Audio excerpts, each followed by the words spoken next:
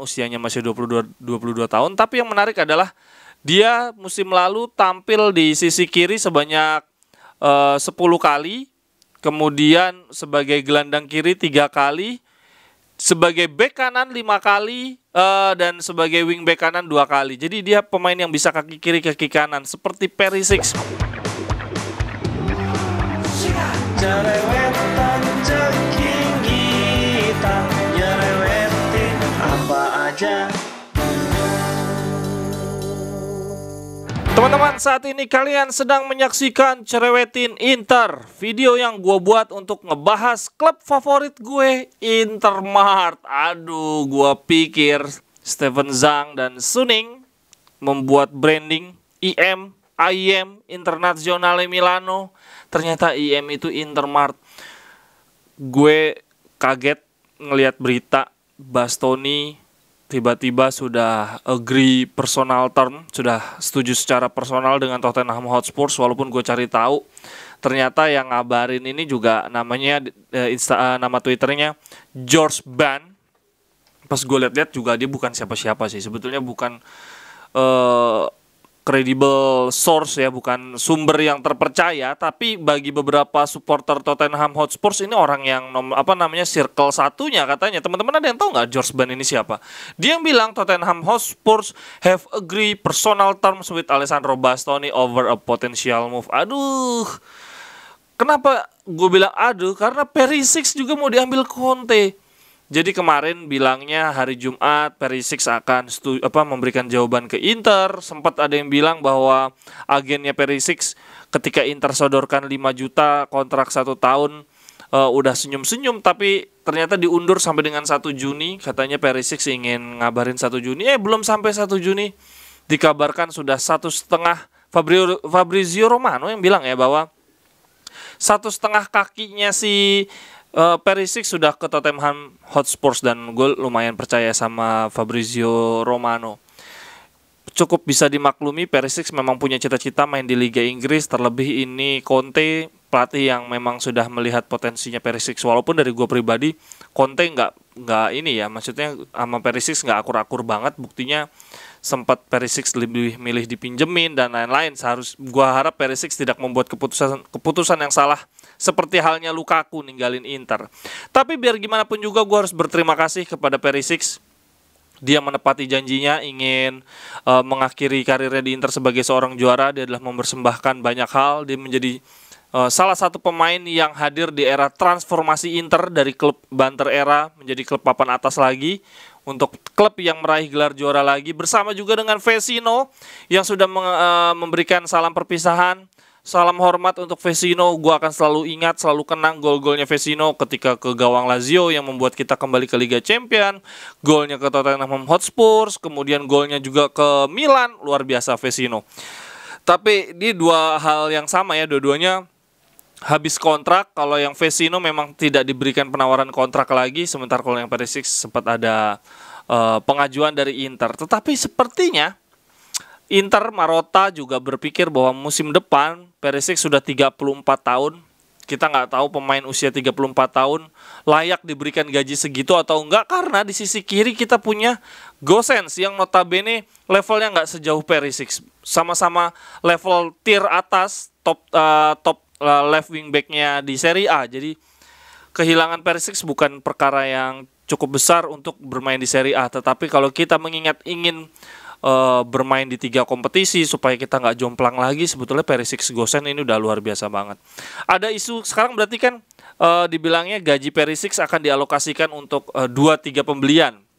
Di sisi kiri berarti kalau menurut gue tidak akan ngambil Kostic sih.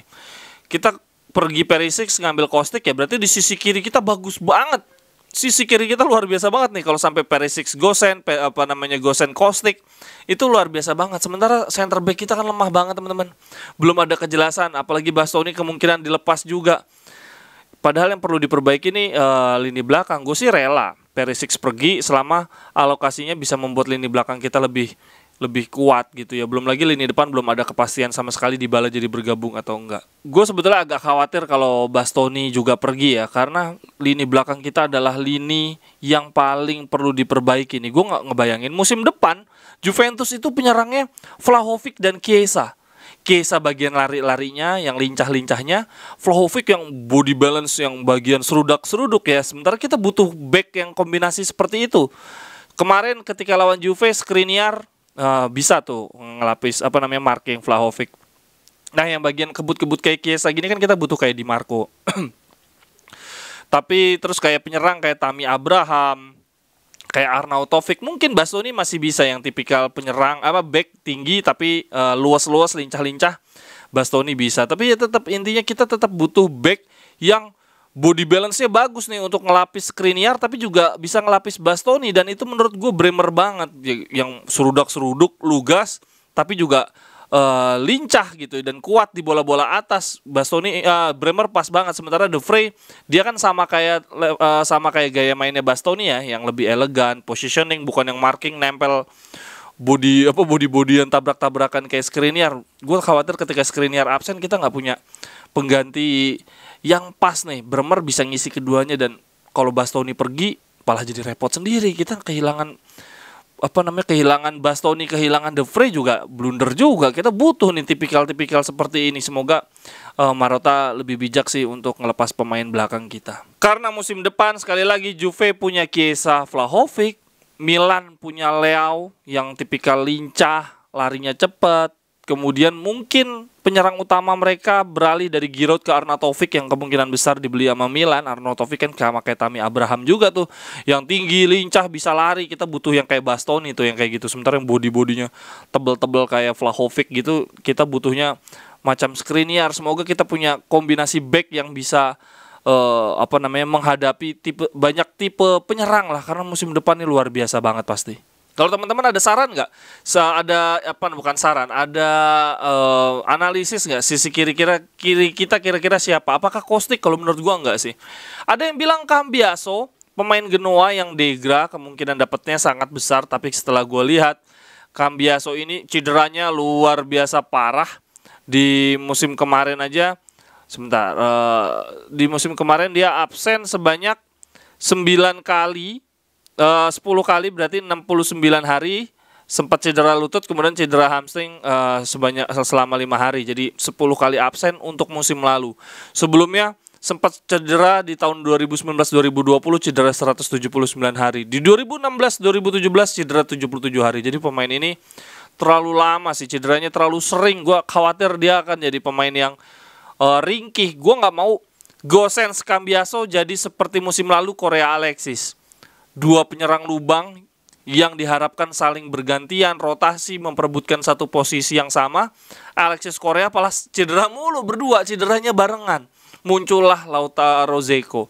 Ini jangan sampai Gosens Cambiaso dua-duanya sering cedera, malah ntar yang sebelah kirinya Darmian. Aduh, malah sayang banget. Udahlah, sisi kanannya Darmian Dumfries nggak apa-apa, atau mau upgrade Dumfries nggak apa-apa, tapi Darmian biarkan dia fokus untuk di sisi kanan. Tetapi kelebihannya Cambiaso, teman-teman, musim lalu dia tampil 21 kali, 1 gol 4 assist untuk level tim Degra, lumayan, usianya masih 22 tahun. Tapi yang menarik adalah dia musim lalu tampil di sisi kiri sebanyak 10 kali, kemudian sebagai gelandang kiri 3 kali, sebagai bek kanan 5 kali, dan sebagai wing back kanan 2 kali. Jadi dia pemain yang bisa kaki kiri kaki kanan seperti Perisic.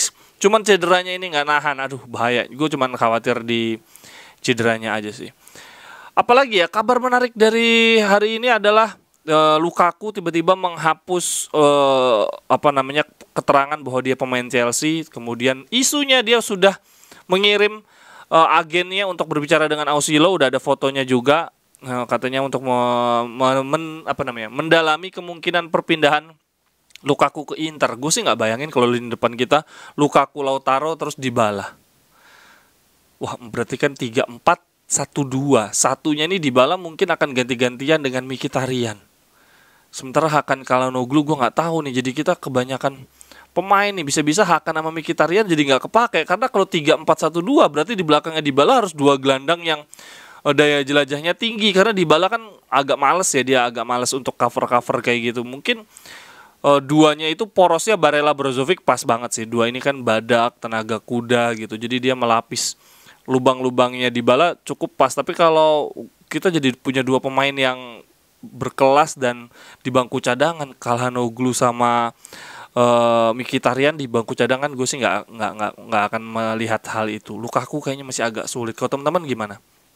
Besar nggak sih peluang Lukaku? Kalau gue sih kayaknya kecil ya. Mungkin Lukaku datang, Dybala enggak. Salah satunya mungkin yang akan bisa datang, nggak mungkin dua-duanya. Kalau dari teman-teman gimana? Aduh, Intermart gue agak shock sih. Jangan sampai kita yang tadinya berpikir Gosens dengan Perisic, kemudian di belakangnya ada Bastoni, Di Marco, tiba-tiba kan Di Marco juga katanya diincar sama Torino untuk penukaran dengan Bremer. Bisa-bisa ntar kiri kita Gosens sama Cambiaso, belakangnya Pirola sama Bastoni gitu. Aduh, gua malah jadi ambiar-ambiaran sih ketika kita Scudetto aja kita ngeluarin duit banyak banget buat ngeluarin pemain banyak banget untuk ngejual, gimana kita nggak Scudetto gini. Gue tiba-tiba merasa ragu sendiri sih sama Suning nih, beneran nggak sih dia niat untuk ngebangun tim. Oke deh teman-teman, segini dulu. Semoga ada kabar baik di kemudian hari. Perisic menemui titik terang. Gue masih berharap Perisic bertahan. Kalaupun enggak, jangan sampai Cambiaso sih. Gue lebih berharap Kostic, walaupun kemungkinannya kecil. Sampai ketemu di cerewetan-cerewetan berikutnya. Bye-bye, thank you. Cerewetan ceking kita nyerewetin apa aja.